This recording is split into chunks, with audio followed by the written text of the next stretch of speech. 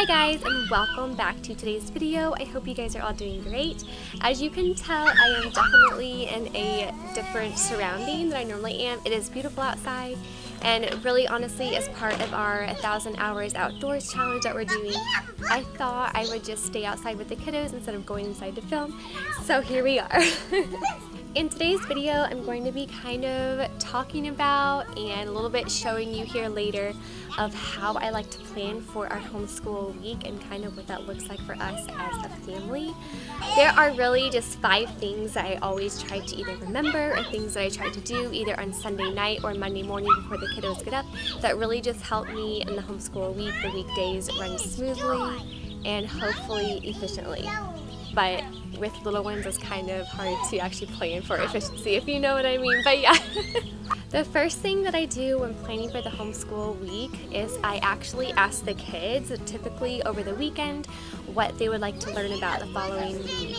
And I do that because I would like to actually do our unit studies and have the meat of most of everything we learn be centered around what they are interested in. So right now, my little boy is interested in frogs. He's right back here. So this week we are going to be doing a frog unit study. I'll show you here in a minute just a little clip of kind of the frog resources and just a few little simple things that I have laid out to begin our week with. And one of my favorite reasons, or honestly, the main reason why I like asking the kiddos what they want to learn is it not only keeps the week to weeks and the days to days fresh and new and exciting, is it gives them the actual, not complete control, but it gives them a lot of control over what they learn and what their day-to-days look like. Now, things that don't change obviously day-to-day are going to be like their reading, their writing, their math, and those things, but giving them something that they know is going to be exciting and something that they know they're going to love and something they know they're going to look forward to is such a huge part in planning for our week. It makes them excited about it, which makes me excited about it, which makes the whole family unit together excited about learning. The second thing that I like to do is I actually do like to plan for what's going on so the kids actually get a visual representation of what the week will look like. Now, I'm one of those people that like to do in the middle. I'm not like a hardcore planner where I like to have everything planned out because I believe that there's beauty and there's just peace and when you're able to be flexible. I've talked about that a lot here on the channel. Just about flexibility in general and how I worked towards doing that more with the kiddos. But I also know that the kiddos do like what's coming from day to day, not necessarily what we're doing, but if we are going anywhere, they like to know it ahead of time. Even if it's just like running down to the office or something, they like to know that. And so for me as an adult, like I like to know what's going on, and so I am, as a mother, trying to give that same respect to my kiddos when it comes to giving them honestly just a heads up on what's going on in our life as a family. So I have, they're having so much fun, but I have this really simple just chores and activity chart that I put on our wall. And so Sunday night I typically like to fill that out, and then they can either have the flexibility to go over there and say, hey mommy, what's going on? Or I can point it out on Sunday saying, hey, this day and this day we are just going to be home all day, or this day and this day will be gone. And it gives them honestly just a peace of mind of knowing what's going on. They feel included, they feel respected because we treasure their thoughts and opinions on what we do and where we go. But yeah, so definitely the second thing that I always try to do on that Sunday night is plan out the week and then make sure before they go to bed they know kind of what's going on that week, if that makes sense.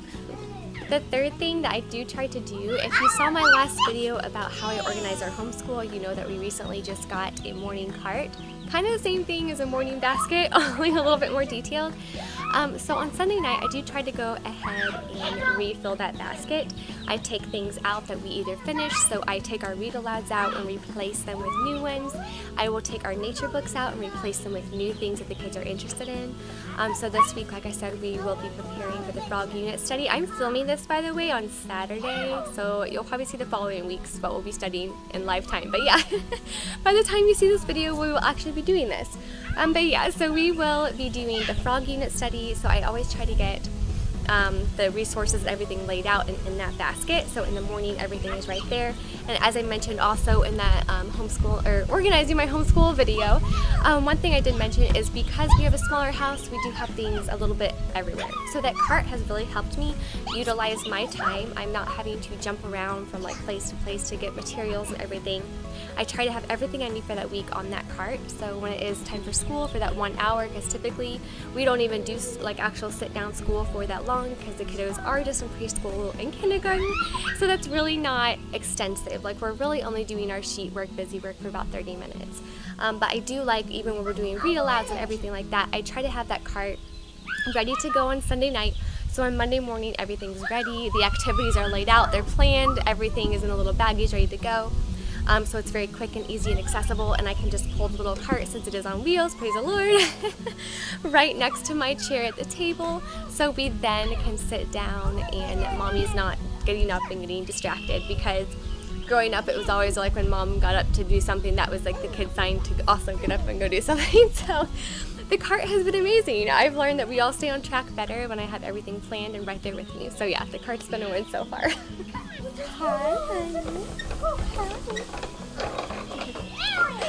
The fourth thing that I try to do, and this is not something that I do every single week, it's not something that I necessarily even write down, but I do try to mentally try to think of either it be snacks, lunches, and what we're going to have for dinner.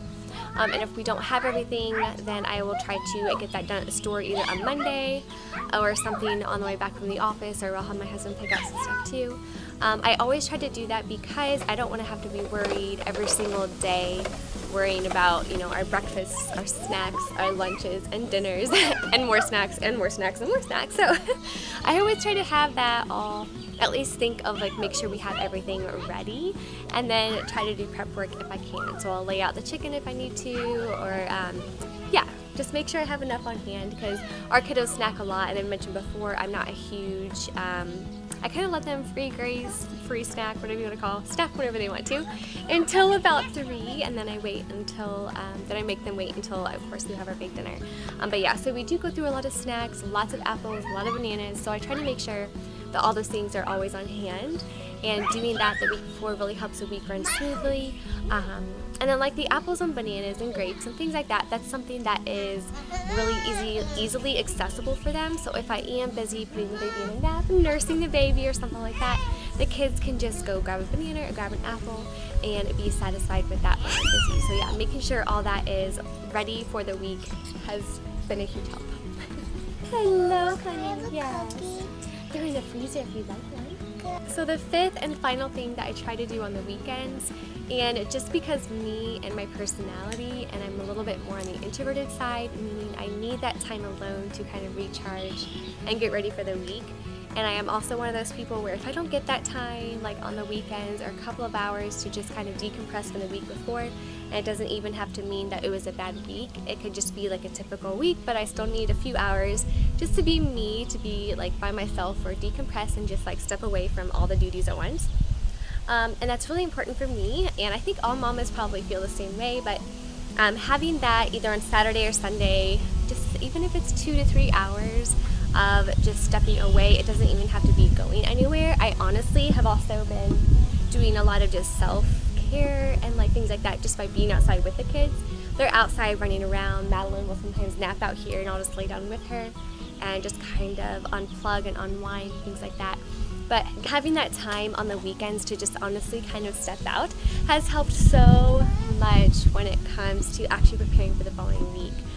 Because honestly, it gives me a chance when I am away for that few hours. It could be honestly running to the grocery store, or like a shop or something nearby. But during that time, it gives me time to honestly think about the kids, to miss them. It's funny because like when you do get time alone, all I do is think about them, but it gives me a chance to actually miss them and to reflect on the previous week. And to realize the blessings of everything, and even though it might be busy, it might be tiring and all of that, it just gives me an opportunity to reflect and be thankful for my life and the beautiful things that it holds.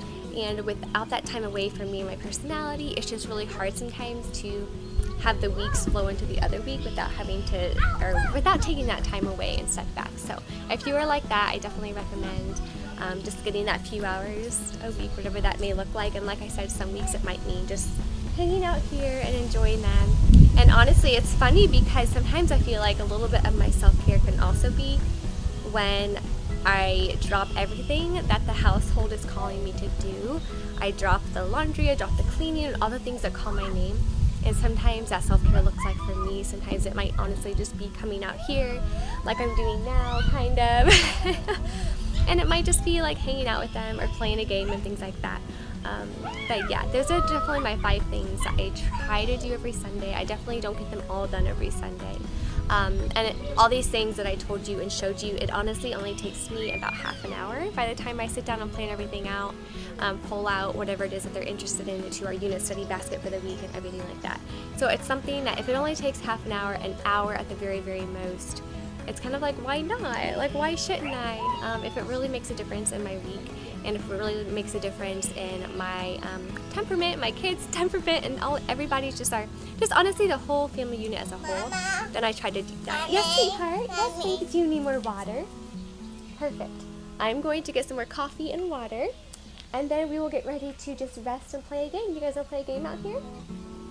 Sure. You want to rest and play a game? Okay. Well guys, thank you again so much for watching today's video. I hope you guys enjoyed kind of getting a glimpse into how I kind of like to get ready for our homeschool week. And honestly, I don't really stop this routine on or during the summer. I try to continue it because we do try to keep the same, even if it's not the same schedule, but the same rhythm during the summer. That way it's not a huge shock when all of a sudden they get up and we don't have things to do.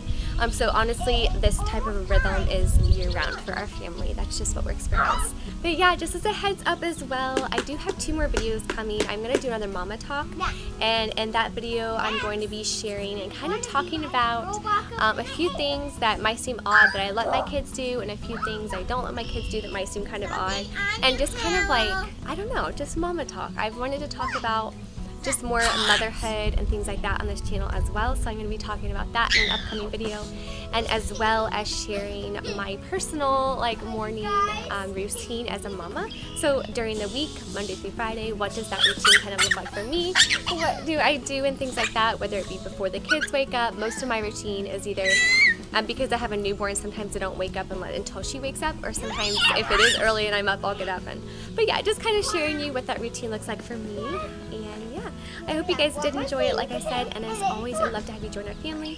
And if you do want to be notified of the future uploads, don't forget to click the bell down below. And until then, I will see you in our next video. Bye guys!